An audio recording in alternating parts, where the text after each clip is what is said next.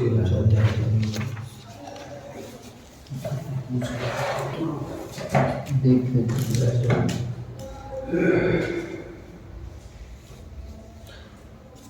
चल रहा है राजवार्तिक।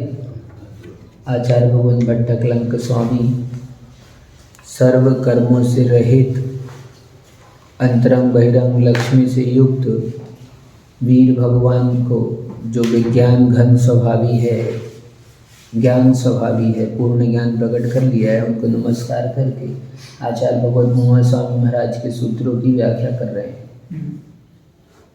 अध्याय तृतीय है। नरकों का वर्णन चल रहा था। नरकों की आयु बताई यहाँ पर 23 3 सप्तदश सप्तदश द्वाविंशति त्रयस्त्रिंशत् सागरोपमा सत्वानाम पराय स्थिति। उत्कृष्ट स्थिति सभी नरकों की बता दी। 1 सागर, 3 सागर, 7 सागर, 10 सागर, 17 सागर, 22 सागर और 33 सागर। सागर यानी क्या है? चूँकि सागर बहुत विशाल जल राशियों से युक्त होता है, इसीलिए यहाँ पर सागर की उपमा दी गई है। यानी द्रव्य की मात्रा द्रव्य रूप से आयु के निषेध यहाँ पर बहुत अधिक मात्रा में प्राप्त होते हैं, ऐसा इसमें बताया। ठीक, कल चर्चा चली थी भूमियों की, कही आपने, तो भूमियों की नहीं है ये, वहाँ पे भूमियों के आश्रय से रहने वाले वहाँ नारकियों की स्थिति बताई थी। ठीक, अब तो आपने तो 7 आयु बताई, तो प्रश्न हुआ था कि फिर 84 लाख बिल हैं, तो ये 7 में ही हो जाएगी, बाकी की क्या होएगा? तो 7 भूमियों के नाम से 7 कह दी, लेकिन वो पूरे उस भूमि में रहने वाले सभी बिलों में रहने वाले नारियों की उत्कृष्ट स्थिति, भूमियों से लगाना हो अपने नारियों से। ठीक है, अब कहते हैं आगे।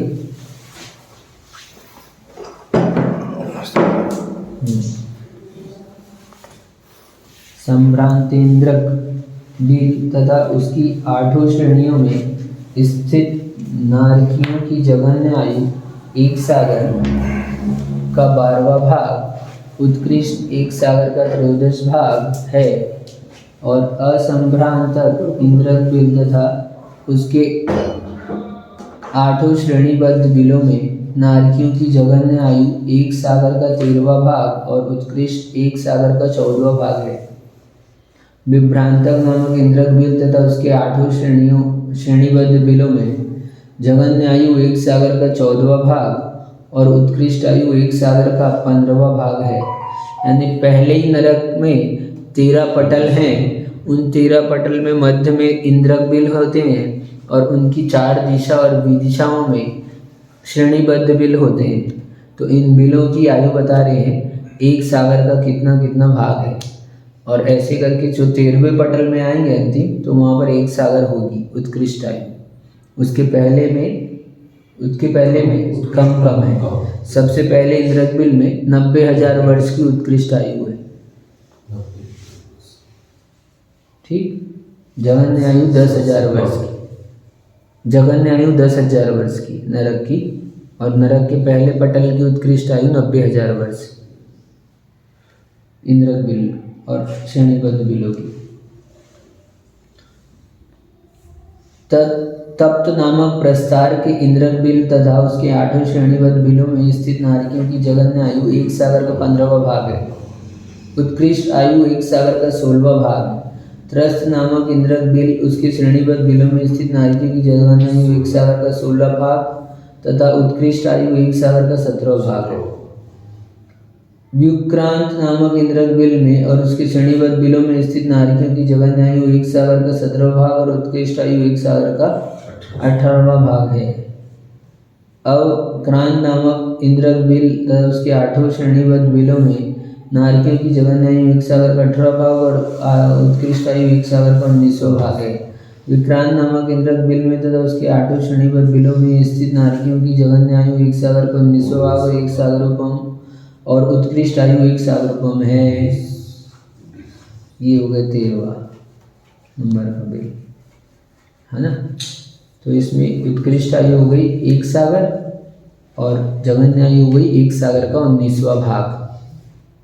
अब इसमें नीचे सब में अभी कम कम करके, जो यहाँ की उत्कृष्ट है वो नीचे वाले पटल की जगन, यहाँ की जगन्य नीचे वाले पटल की उत्कृष्ट है।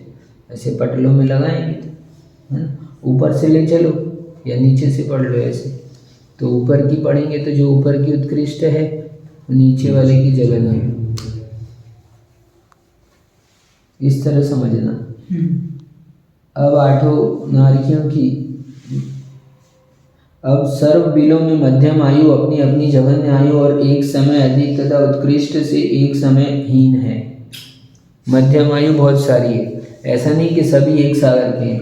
पहले नरक का बिल है, इंद्रक बिल है तो 10,000 वर्ष की जघन्य है, उत्कृष्ट आयु 90,000 वर्ष की है। तो बीच में जितने ऑप्शंस हो सकते हैं उन सब आयु वाले जीव वहाँ पर होंगे लगभग, है ना। ठीक, इस तरह जानना। ये हुई रत्न प्रभा की बात। इस प्रकार शर्करा प्रभा आदि में भी प्रतिप्रस्तार में करण क्रम से जघन्य और उत्कृष्ट स्थिति समझ लेनी चाहिए। उसका नियम यह है, अब सब बता रहे हैं। उत्कृष्ट और जघन्य स्थिति का अंतर निकालकर प्रतरों की संख्या से उसे विभाजित करके पहली पृथ्वी की उत्कृष्ट स्थिति में जोड़ देने पर दूसरी पृथ्वी के प्रथम पटल की उत्कृष्ट स्थिति होती है।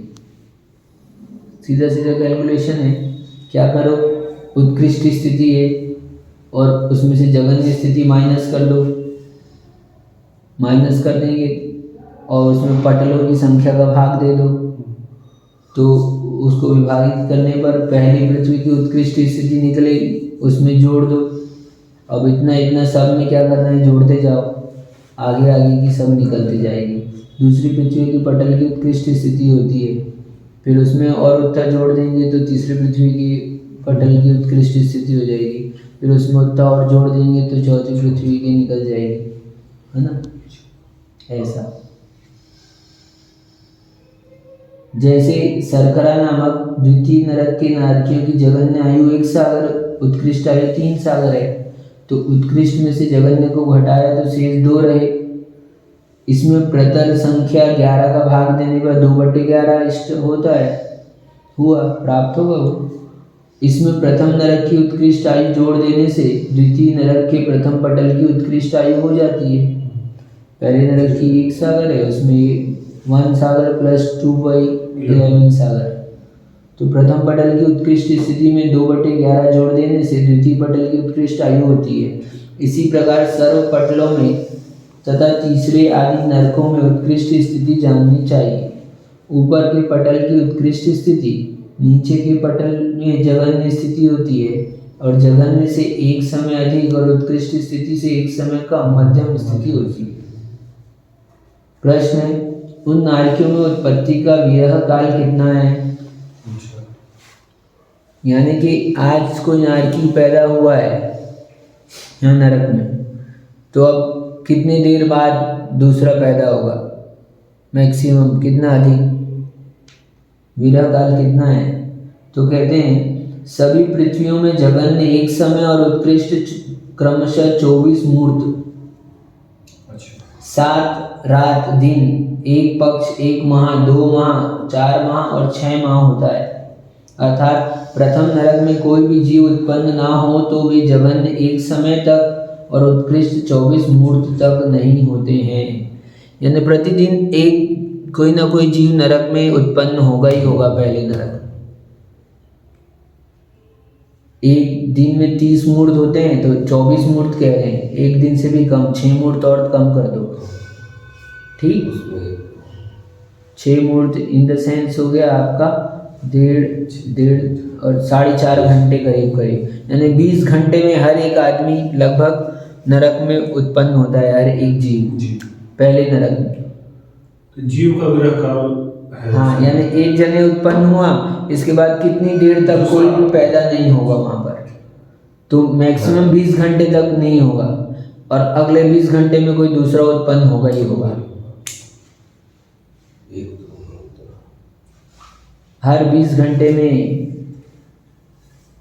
इसके पहले वाले में उत्कृष्ट और सामान्य सागर का 18वां भाग हमने लिखा, उत्कृष्ट में आया था। हाँ, एक बार 2 लाइन में पढ़ेंगे। ऊपर उत्कृष्ट आयु एक सागर का 19वां भाग, विक्रांत नामक बिल में 8 श्रेणीबद्ध बिलों में स्थित नारकियों की जघन्य आयु एक सागर का 19वां भाग। क्योंकि ऊपर से चल रहे हैं ना अपन, यहाँ वो अपन ने बताया ऊपर की ये उत्कृष्ट बताई अपन ने, यहाँ की बताई 1/19 भाग। तो अब नीचे आ रहे हैं तो यहाँ पर ये हो गई 1/19 जघन्य हो गई। इसके लिए वो हाँ ठीक है। यहाँ से बताना चालू कर रहे हैं अपन ऊपर से 1/1 सागर का 1/7 भाग से चालू किया था, है ना? ठीक है, 13वां भाग और उत्कृष्ट एक सागर का 14वां भाग। तो ये कहाँ से चालू किया था ये? जघन्य 1/13 हो गया ना। हाँ, उत्कृष्ट 1/7/14 हो गया, तो जघन्य छोटा होगा ना। जघन्य छोटा होगा ना, जघन्य क्या सागर का 13वां भाग होगा। उतना कम करना है उसमें, उतना भाग कम। उत्कृष्ट में सागर का 14वां भाग लिखा था, तो वो कैसे 14वां भाग तो छोटा हो गया। हाँ, तो ये इतना कम करना है उसमें। अच्छा ठीक। एक सागर में 1/14 भाग कम करके जितना होगा वो तो आएगा ऐसे। नहीं तो 1/13 से छोटा हो गया 1/14, तो 1/14 बड़ा कैसे होएगा, है ना? तो इतना कम करना। तो सभी पृथ्वियों में, तो पहली पृथ्वी में 24 मुहूर्त तक आलोक जी अपन चले गए मान लो, तो 24 मुहूर्त के बाद कोई आएगा, एक समय बाद यानी आ भी सकता है, कम से कम अगले समय में आ जाए। और नहीं आए तो कोई भी भैया अपन गए उसके बाद कोई नहीं आया तो 24 मुहूर्त तक नहीं आएगा, ऐसा है। दूसरे में 7 रात दिन तक, आज पहला हुआ सोमवार को कोई तो 7 दिन तक कोई भी ना हो, ऐसा भी संभव है। 7 दिन के बाद दूसरे का जन्म हो वहाँ पर, अधिक से मैक्सिमम बता रहे हैं। मिनिमम तो अगले समय में तुम हुए उसके बाद दूसरा हो जाए कोई। और तीसरे में एक पक्ष 15 दिन तक जन्म ना हो। जितना जितना नीचे बढ़ते जा रहा है वैसे वैसे डिस्टेंस भी बढ़ रहा है, टाइम भी, है ना? बड़ी बड़ी जहाँ व्यवस्थाएं रहती है वहाँ पर धीरे धीरे लोग आते हैं ऐसे। एक पक्ष, फिर चौथे में 1 माह, 5वें में 2 माह, फिर 4 माह और 6 माह। 6, 4, 2, 1 माह, 15 दिन, 7 दिन और 8, 24 और 10 दिन ऐसे लगाए तब कोई उत्पन्न ना होते। फिर दूसरे नरक में ऐसे बता दिए सब। अब शंका है, इनमें उत्पाद का क्या नियम है? इनमें उत्पाद का क्या नियम है? कैसे उत्पन्न होते, क्या नियम है इनका? अर्थात कौन जीव किस नरक में उत्पन्न होता है? अपन बात कर रहे थे कल, ये आगे इसमें दिए ही। कहाँ गए पंडित जी? डॉक्टर साहब कल बोल रहे थे। उत्तर है, देखो, असंगी प्रथम पृथ्वी तक असंगी जीव है। 4 इंद्रिय तक के जीव तो नरक में जा ही नहीं सकते। मच्छर तुमको कितना भी काट ले, तो मच्छर को मारोगे तो तुम नरक चले जाओगे, मच्छर नहीं जाएगा नरक। क्या जी, तो मच्छर 4 इंद्रिय तक के जीव नहीं जाते नरक। असंगी जीव है, मन रहित जीव है, पंचेंद्रिय है, वो पहले नरक तक जा सकता है। द्वितीय तक सरीसृप यानी जो रेंग कर चलते हैं, छाती के बल घसीट कर चलते हैं, ऐसे प्राणी हैं, वो दूसरे नरक तक जा सकते हैं। यानी पहले में भी जा सकते हैं, दूसरे में भी जा सकते हैं। और फिर पक्षी, चिड़िया आदि पक्षी होते हैं, कबूतर आदि, हाँ, तो ये पक्षी जा सकते हैं कहाँ तक? तीसरे नरक से। पहले में, दूसरे में, तीसरे में। दूसरे में सरीसृप आता है। हाँ, और चौथे में सर्प। चौथा तक जा सकता है। ठीक, तो सर्प भी तो रेंगने वाला। हाँ, सर्प और सरीसृप में अंतर होता है। सरीसृप में आप देखो पैर भी होते हैं, है ना? ठीक है, हाँ, पैर भी होते हैं उनके, और जमीन की छिपकली, मगरमच्छ और घड़ियाल और दरी, वो ऐसे छाती के बल चलते हैं, उस तरह के वो सरीसृप कहलाते हैं। तो वो दूसरे नरक तक। पहले नरक तक असंगी जीव, दूसरे में सरीसृप पक्षी जाते हैं, तीसरे नरक तक सर्प जाते हैं, चौथे नरक तक। अब पांचवें में देखो, महाराज जी सर्प कौन से इंद्रिय? सर्प पंचेंद्रिय, सर्प संगी तो कान पंचेंद्रिय। नहीं होते। कान बीन बजाओ तो सुन के आता है, सुनता है कि वो नहीं? तो वाइब्रेशन से आता है बोलते हैं। हाँ वाइब्रेशन सेंसिटिव। हाँ, लेकिन वो सुनाई देता है उसको।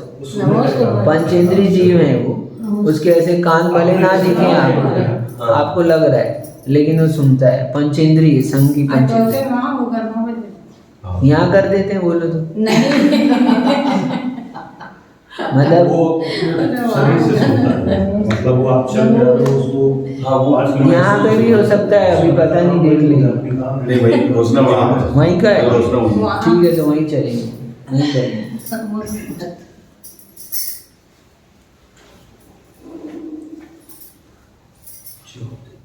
सर्प,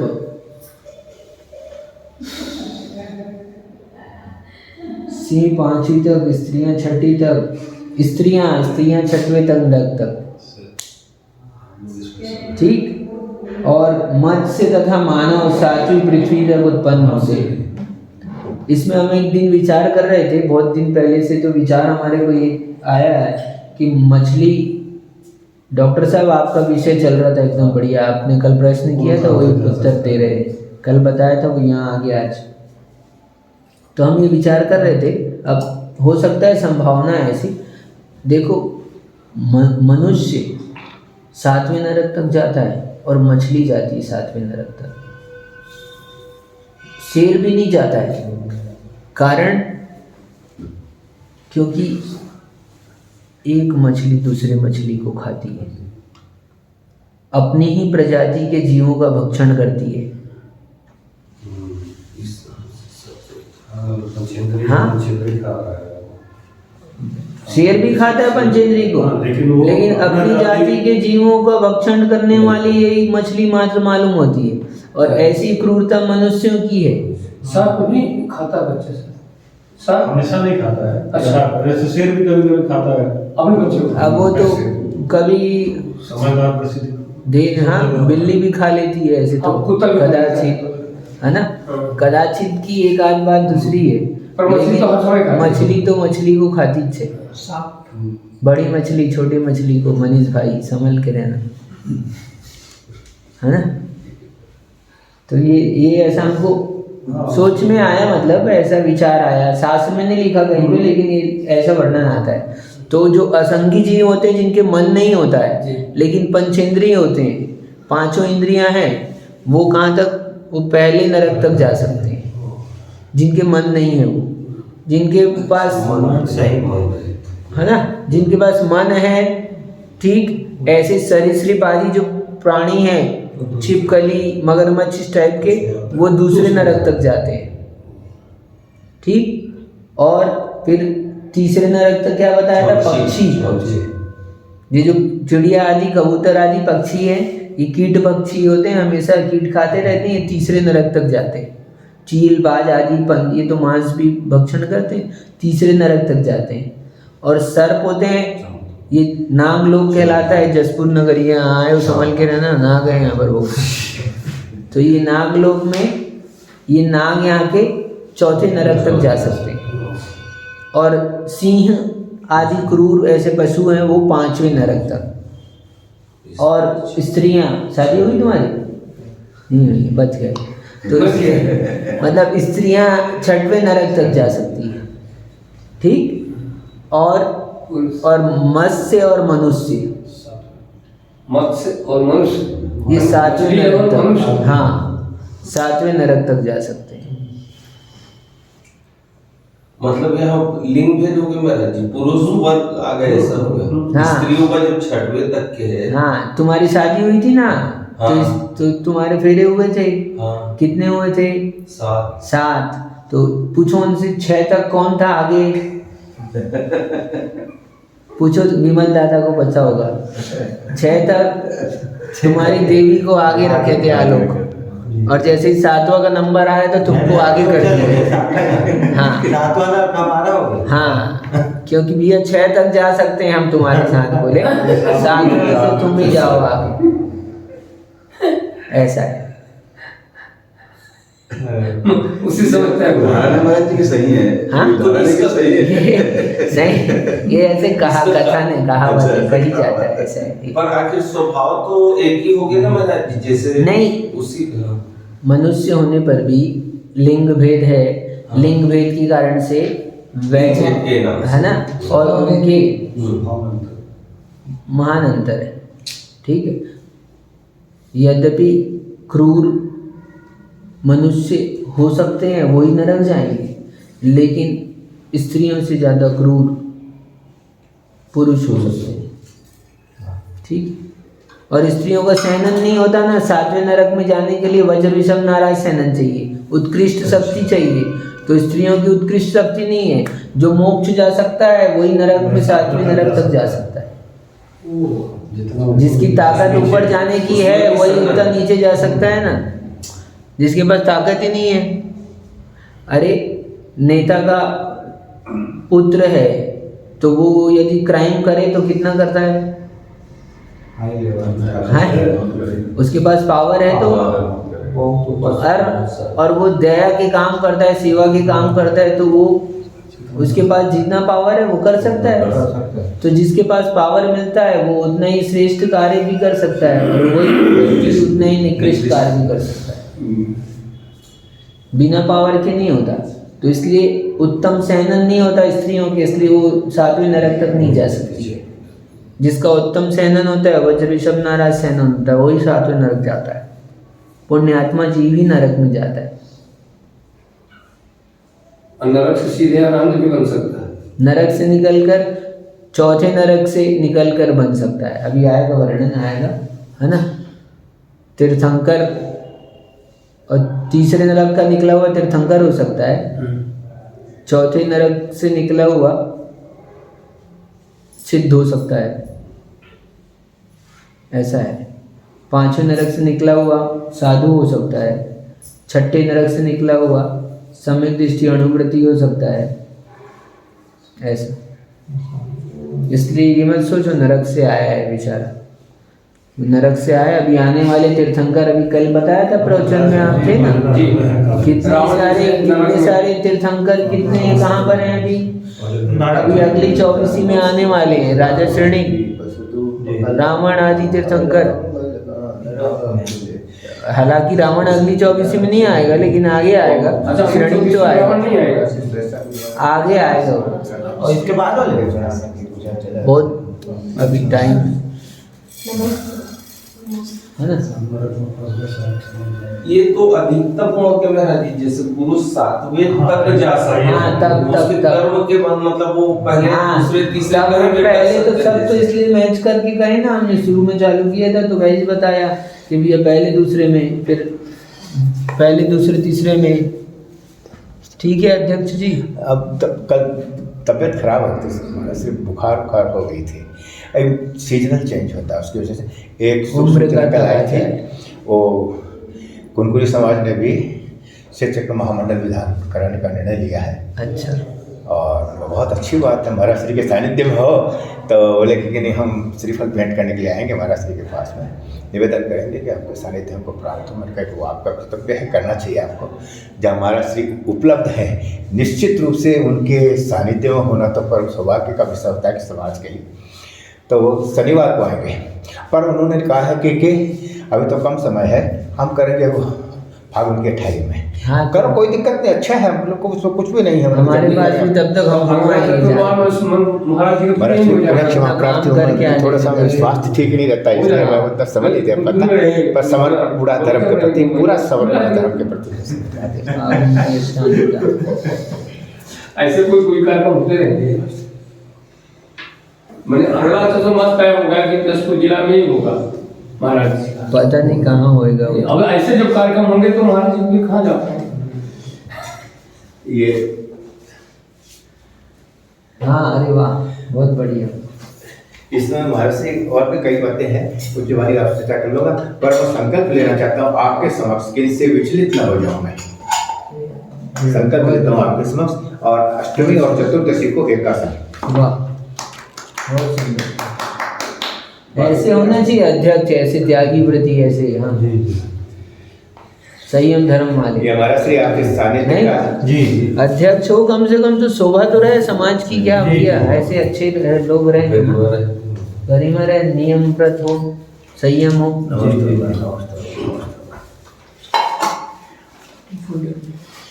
थोड़ा सी वहाँ चला जाता हूँ फिर।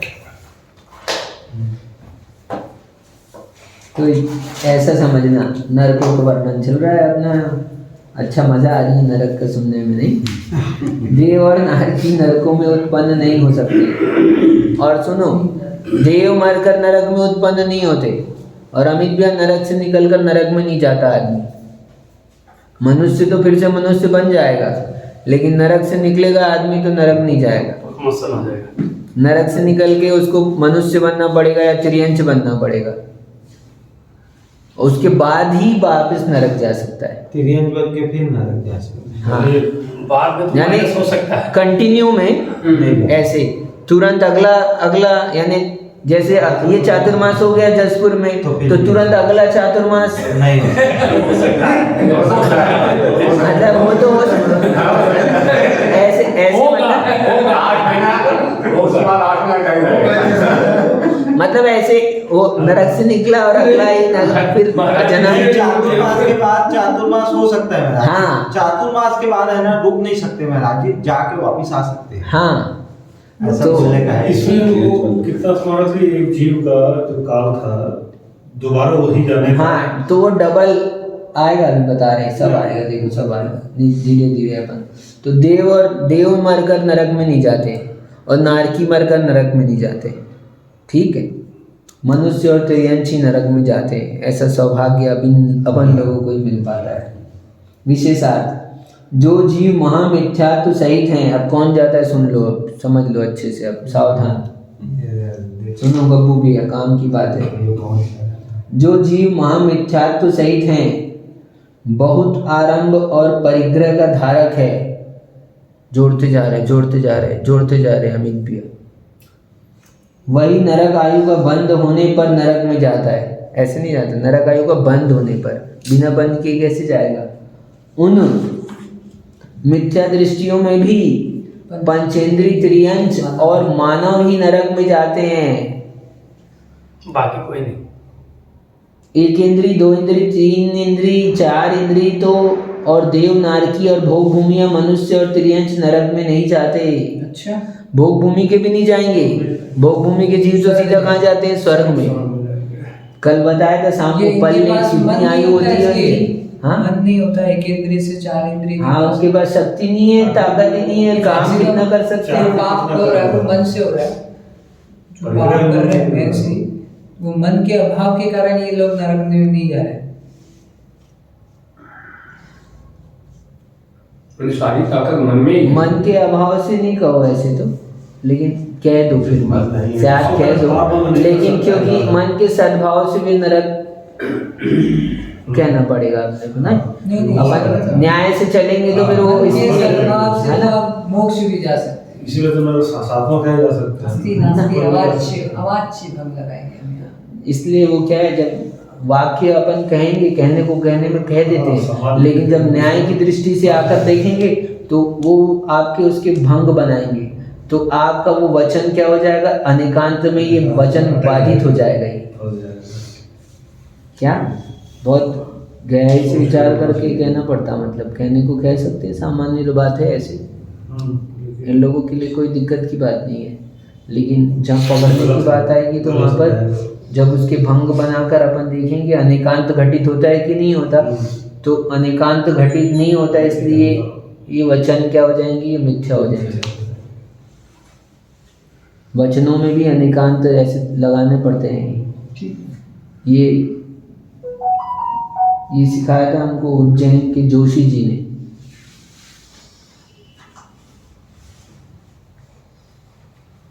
अदर कास्ट के सोच लो, उन्होंने जैन दर्शन को बहुत अच्छे से पढ़ा है, न्याय शास्त्री है, विद्वान है, ऐसा। क्या नाम उनका? उज्जैन तो क्या? तो मनुष्य और तिर्यंच, ठीक, भोग भूमि के जीव तो क्या करते हैं? वहाँ स्वर्ग ही जाते हैं नियम से, पहले दूसरे स्वर्ग, पूरी आयु पर्यंत। भोग में व्यतीत करते हैं। ठीक, कितनी आयु होती है कम से कम उनकी वहाँ की? हाँ, कल बताया था उत्तम मध्यम जघन्य 3 प्रकार की भोग भूमि है। तो वहाँ पर 1 पल्ले जघन्य भोग भूमि की 1 पल्ले, मध्यम भोग भूमि की 2 पल्ले, उत्कृष्ट भोग भूमि की 3 पल्ले की आयु। पल्ले यानी कितना? कल वो गड्ढा भर से अपन खाली किया था, अपन ने कैलकुलेशन किया था, है ना? 40 डिजिट का 40 अंक प्रमाण संख्या से तो वो भरा था।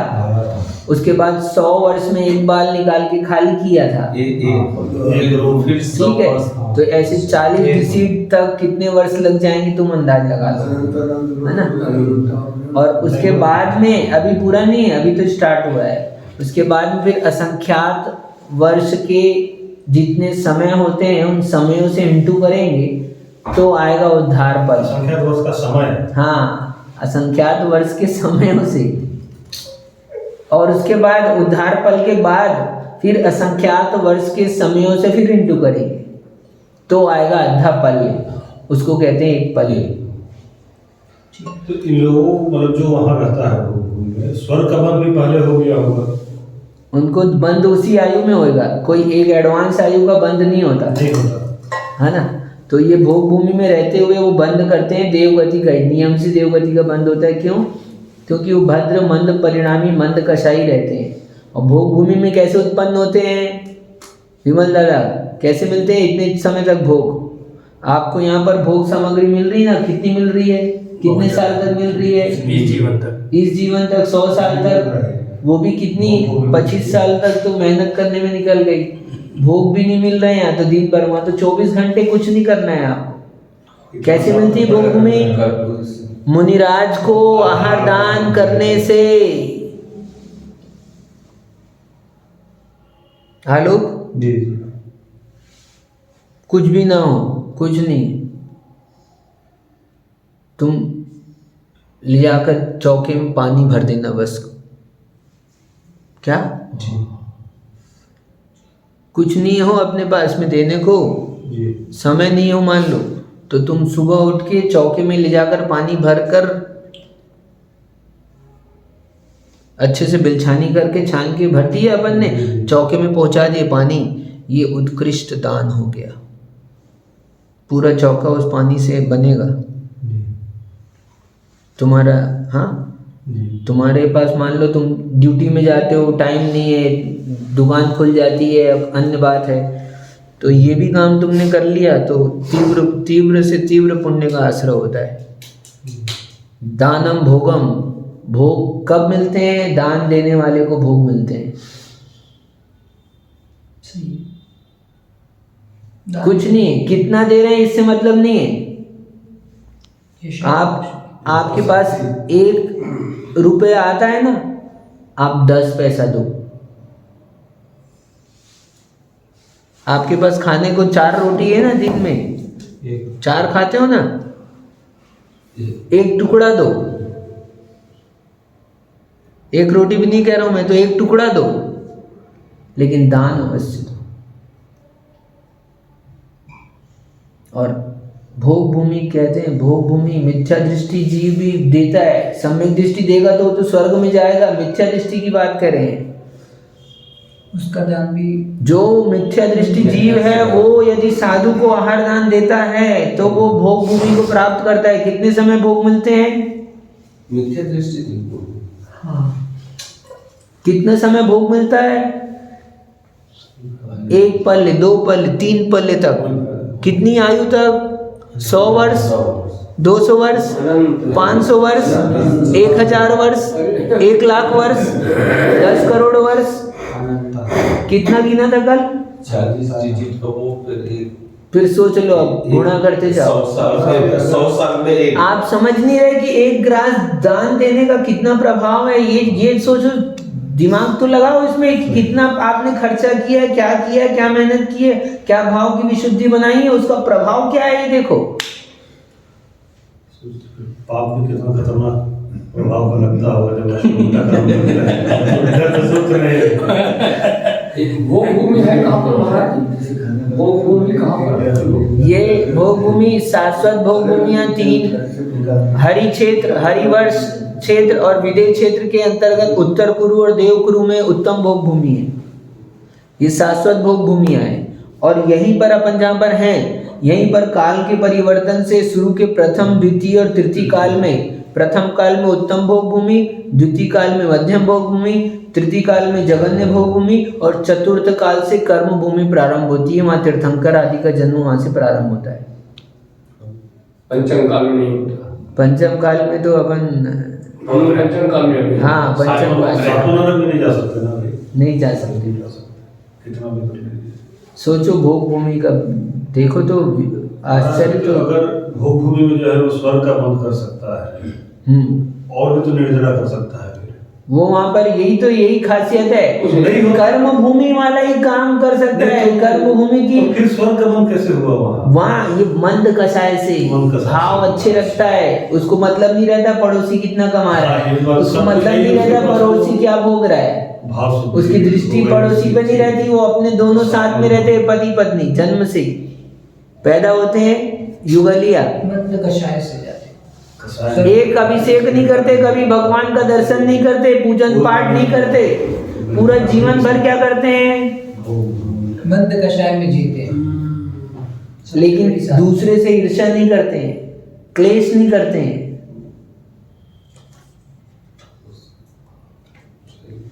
तब भोग भूमि का बन पहले दूसरे स्वर्ग में जाते हैं। बहुत से लोग जो सिखाने का जो समय गृहस्थ निकाल के अलग रखते हैं, हाँ उसका क्या तात्पर्य होता है? वो भी ठीक है कि वो किसी के काम आए भोजन, ऐसा किसी के भी दान जीव के काम आएगा। हर यही यहाँ भोग भूमि के लिए किसी के भी दान से भोग भूमि नहीं होती है।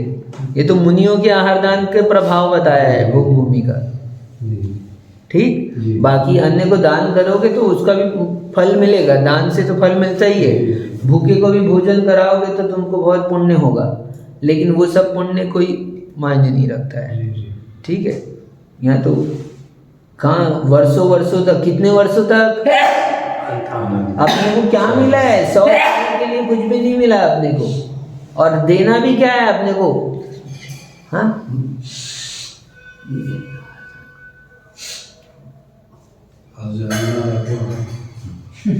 जय हो।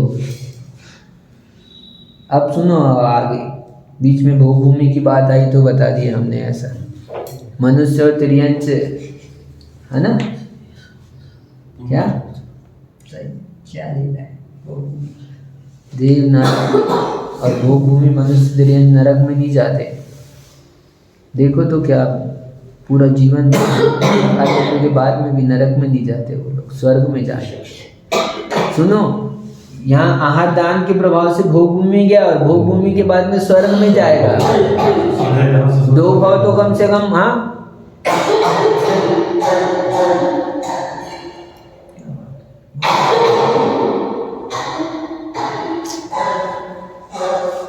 अब कहते हैं आगे, प्रथम नरक में उत्पन्न होने वाले मिथ्या दृष्टि नारकी कोई मिथ्यात्व सहित, कोई साधन सहित और कोई सम्यक दर्शन सहित नरक से निकलते हैं। अब निकल रहे हैं वहाँ से, अब निकलने की व्यवस्था बता रहे हैं। सुनो, अब आपका प्रश्न था ना, मैंने बोला सब आएगा, हमारे आचार्य भगवान सब व्यवस्था बता देते हैं। सुनो, पहले नरक से निकलेंगे तो मिथ्यात्व के साथ निकलेगा, कोई साधन के साथ भी निकल सकता है, और कोई सम्यक दर्शन। वहाँ तो पहुँचा था मिथ्या था, लेकिन वहाँ पर कष्ट हुआ, वेदना हुई तो याद आया। ऐसे तो याद नहीं आता, इतना कष्ट होता है तो याद आया, अरे भगवान मैंने कैसे पाप कर लिए, अब पाप नहीं करूँगा। सही।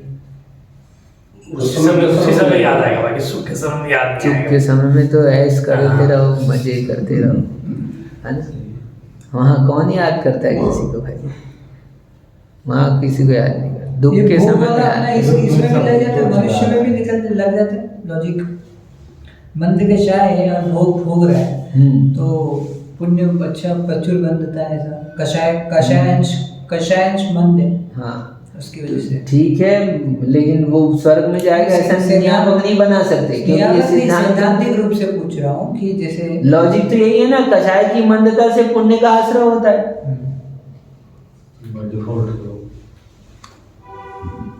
कषाय की मंदता से, इसलिए यहाँ पे भी ज्यादा टेंशन नहीं लो, कषाय मत करो, नहीं आ रहा ना पैसा, चिंता मत करो वालों को जी क्या अपना तो काम ठीक है चल रहा है ना, चलते। अरे सुनो, कितनी बड़ी बात बता रहे हैं आपको, पूरी सृष्टि है ना, पूरी सृष्टि में 84 लाख योनियों में एकमात्र मनुष्य है जो कमा के खाता है, कमा के जीता है। बाकी पूरी सृष्टि में और अन्य 83,99,999 योनियों में कोई पैसा कमाता नहीं है। तो जीवन जीते हैं कि नहीं जीते? आप जबरदस्ती में परेशान हो रहे हो। स्वर्ग में तो मनुष्य ये योनि से जाएगा, बाकी थोड़ी जाएगा। नहीं, त्रियंश भी जाते हैं स्वर्ग, नारकी नहीं जाएंगे, लेकिन पशु भी मरकर स्वर्ग चले जाते हैं। सोचो, तुमको पैसे की हाय हाय लगी है, क्यों सचिव महोदय? हाँ, अरे पैसा क्या, क्यों मनीष? पैसा नहीं, टेंशन नहीं लेना। अरे पैसा, जीवन चलेगा, पैसे के बिना भी चलेगा, आराम से चलेगा। अरे इतने पूरे सृष्टि के पूरे प्राणी जी रहे हैं, हमको ही लगता है कि बिना पैसे के कैसे काम होएगा। पूरी सृष्टि में इतने प्राणी जी रहे हैं, देखो कोई जीने के लिए काम नहीं कर रहा, बाकी पैसा नहीं कमा रहा है, लेकिन जी रहा है कि नहीं जी रहा है, जीवन चल रहा है कि नहीं चल रहा है। तो इसलिए पैसे के पीछे मत भागो, जीवन चलेगा तुम्हारा शांति से। बहुत जबरदस्त, अच्छा है। सोचने जैसा है। सोचो ना, गाय कमाती क्या, स्वान कमाते क्या, कबूतर कमाते क्या, सरव कमाते क्या, कौन कमाता है? देखो, मनुष्य से सबसे बहुत कम पाप कर रहे हैं, बाकी हम पैसे तो कर रहे हैं, पाप तो जरूरी है। तो गृहस्थ को जरूरी है, तो जितना जरूरी है उतने में काम चलाओ ना। तुम जरूरी है, कितना जरूरी है बताओ, कितना खर्चा होता है, तुम खाने का हिसाब लगाओ अपने। इच्छा है। हाँ, क्यों डॉक्टर साहब, कितना खर्चा होता है दिन भर का? अपन खाने का हिसाब लगाएं अपन। कितना खाएगा? 100 रुपये 200 रुपये का कितना खाएगा? तो अब कितना जरूरी है सोच लो। अब 10,000 फिक्स करो, हम तुम बोल रहे हैं वहां तक भी तो पहुंचो तुम, जब 10,000 तक भी पहुंच लो कि भैया 10,000 रोज का जरूरी है हमको। इतना भी मान लो, इतना भी मान लो तो हम मान लें तुम सही आदमी हो। सही है। जरूरी इसलिए है कि कल एक को देख के दूसरे बढ़ता देख के तो बस इसलिए हम लोग नरक जाते हैं। इसलिए यहाँ इतना गणित इसलिए बता रहे हैं यहाँ पर कि वो लोग बेचारे भोगभूमि के जीव क्या है, वो दूसरे को नहीं देखते हैं कि तुम क्या कर रहे हो, सही, तुम क्या खा रहे हो, तुम क्या पहन रहे हो, तुम क्या उड़ रहे हो। और हमको लगता है पड़ोसी के लाए कार लाए तो वो लाए तो उससे और बढ़कर ऑडी लाए तो अपन BMW लाएंगे। बिना उसके काम नहीं आएगा, मजा नहीं आएगी। क्यों वकील साहब जी? दुखी इसलिए होता है कि मेरे पड़ोसी खुश इंसान।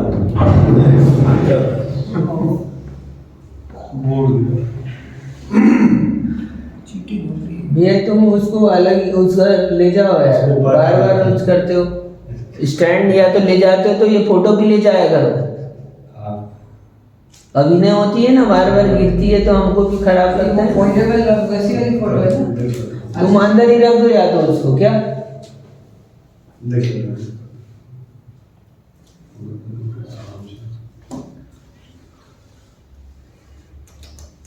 ऐसा जानना चाहिए। मनुष्य योनि खतरनाक है। सबसे बढ़िया यही है। अरे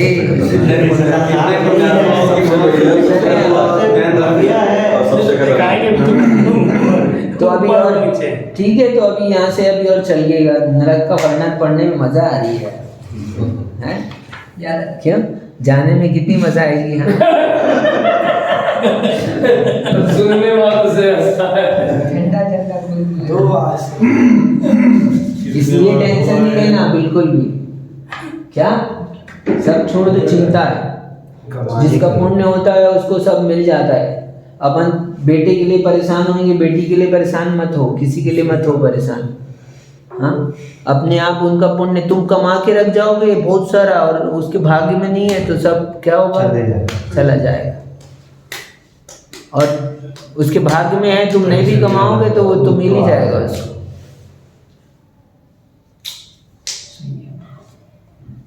ये तो बहुत उदाहरण है, बहुत है। बहुत है।